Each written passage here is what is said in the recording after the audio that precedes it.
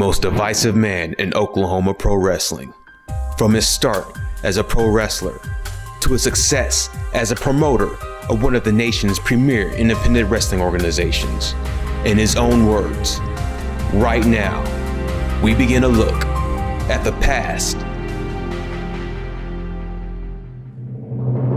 present,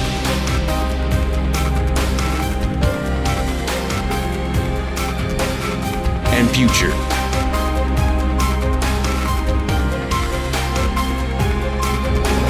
Of the founder, the owner, the natural born leader,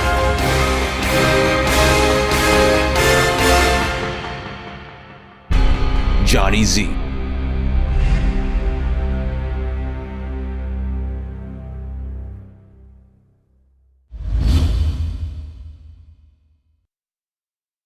Professional wrestling to me is a strange business that's only meant for certain individuals, and I think you either know if it's going to be in your blood or not almost from the first time you're involved.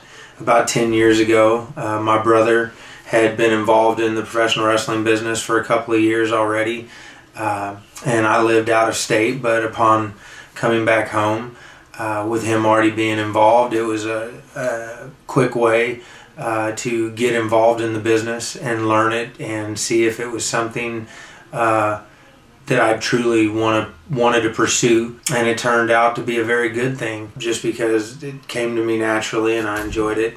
The opportunity to be in front of a crowd, and the first time that ever happened and the first time they responded to something I did, you know, and that first relationship with any crowd I was in front of, I think that was the immediate moment. I just wanted it to be better and better and better.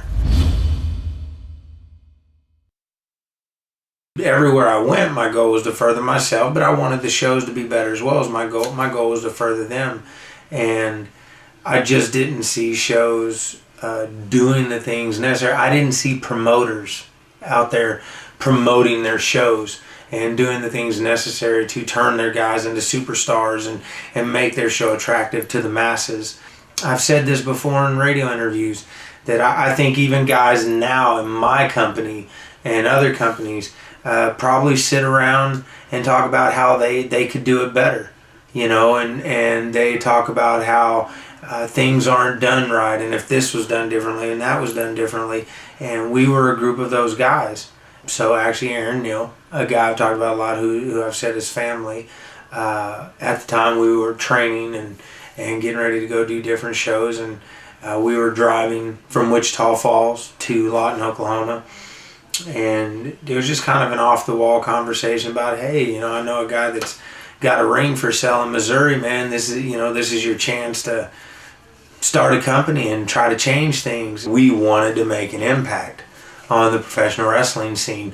We wanted to make an impact on Oklahoma. Anywhere we went, we wanted to make an impact and make sure that people remembered us. We thought about a lot of names, but Impact Zone Wrestling just made sense. Immediately make an impact or go home was a slogan that came to the front of the mind just with ease. The name was mentioned. Everybody that was there just immediately loved it, and we were like, let's run with it. I think everyone we come across in this business that we have the chance to work with, or be in a locker room with, be in a match with, especially if it's big time matches, you end up at some point or time having to put a lot of trust in that individual. And so even if at times you don't see eye to eye and you don't agree on a lot of what's going on, I guess on some level they're still your friend. There just comes a time when friends don't see eye to eye and they have to take care of business the old school way.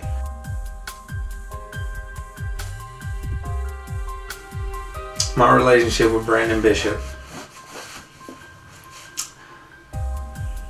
you know, I guess on some weird level I used the word friend earlier, and he was at that time, and I guess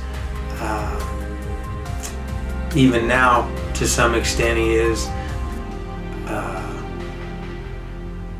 where Brandon and I stand right now is we don't see eye to eye. You know, he says a lot of things. He believes a lot of things. You know, our day will come. I'll see Brandon Bishop. You know, so that's where we stand. Johnny Z. He's the owner, the founder of Impact Zone Wrestling. Be here next week, live at the Impact Arena, to learn more about the Natural Born Leader and part 2 of Johnny Z, the past, the present, the future.